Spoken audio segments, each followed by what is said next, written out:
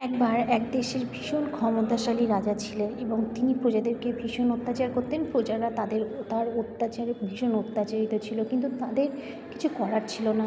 রাজার এই অত্যাচার তাদের মুখ বুজে সহ্য করতে হতো।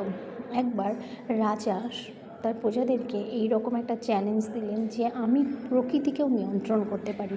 তখন সেই প্রজাদের মধ্যে একজন খুব সাহস করে রাজাকে বললেন, ঠিক আছে রাজামশাই, আপনি প্রকৃতিকে তো নিয়ন্ত্রণ করতে পারেন, তো আপনি সব কিছুর ঊর্ধ্বে আপনি বলছেন, তো চলুন তো একটু সমুদ্রের কাছে।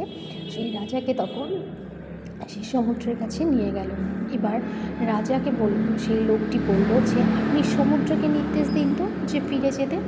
রাজা সমুদ্রের ঢেউ যখন তার পায়ে আসলো, তখন তিনি তাকে নির্দেশ দিলেন যে ঢেউ তুমি এখন ফিরে যাও।